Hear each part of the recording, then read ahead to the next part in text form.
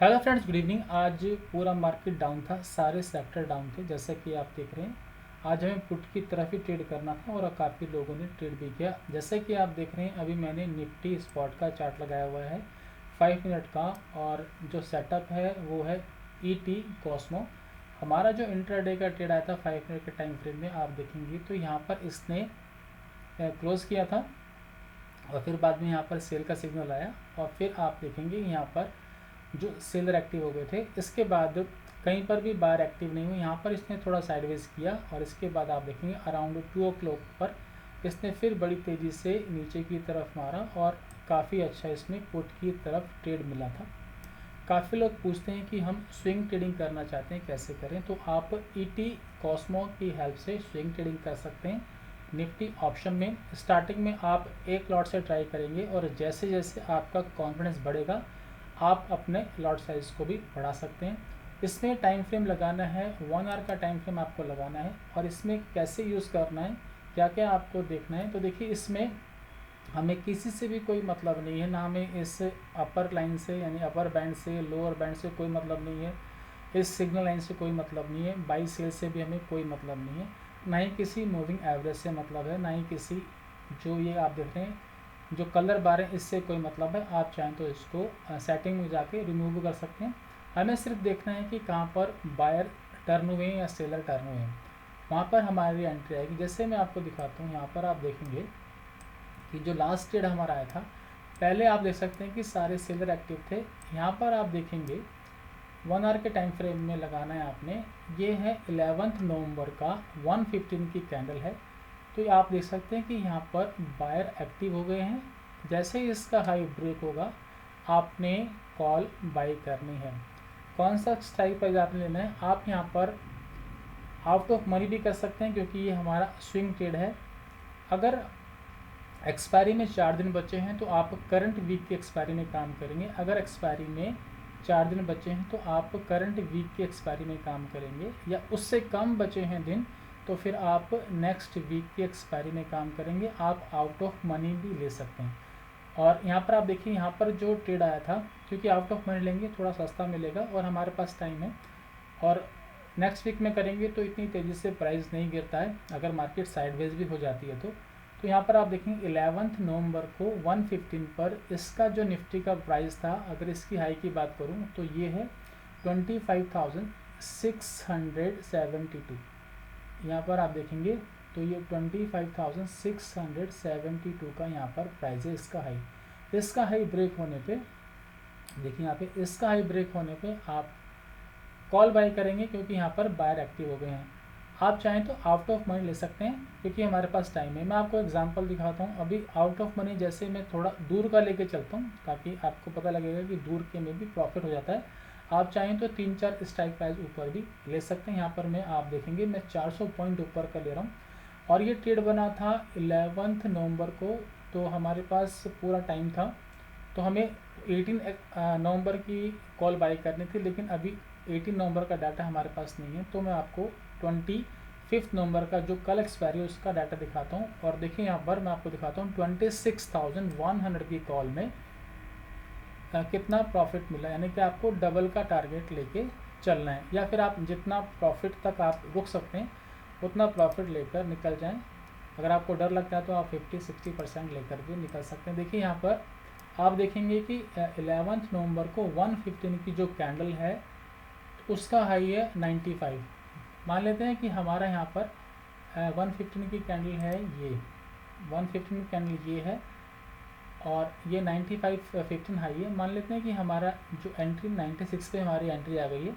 आप buyer seller active पर alert भी लगा सकते हैं कि 1 आवर में कि हमारे बायर या सेलर चेंज हो गए, ताकि आपको पता लगे कि आपको अब ट्रेड लेना है। और आप देखेंगे कि इसने यहाँ पर इस कैंडल ने, मैं आपको दिखाता हूँ, इस कैंडल ने आप देखेंगे हाई बनाया 200 का हाई बनाया। यहाँ पर 200 का हाई बना, यानी आपकी एंट्री आई थी 96 पे, 200 का यहाँ पर हाई बनाया और ये हमारा टारगेट था 192, यानी कि डबल। 11 नवंबर को आपकी एंट्री आई थी और ये है 13 नवंबर 1:15, यानी कि एग्जैक्टली 2 दिन के बाद, 2 दिन के अंदर आपका वो डबल मनी ट्रेड कंप्लीट हो गया। तो स्टार्टिंग में आप पहले 1 लॉट से करेंगे और जैसे जैसे कॉन्फिडेंस आपका बढ़ेगा वैसे वैसे आप अपने लॉट साइज़ को बढ़ाएंगे। मैं थोड़ा और बैक टेस्ट करके दिखाता हूँ। हम वापस आते हैं निफ्टी के ग्राफ पे। आपने निफ्टी के ग्राफ पर ही देखना है, बाकी चीज़ से कोई मतलब नहीं, हमें सिर्फ बायर और सेल एक्टिव देखने हैं।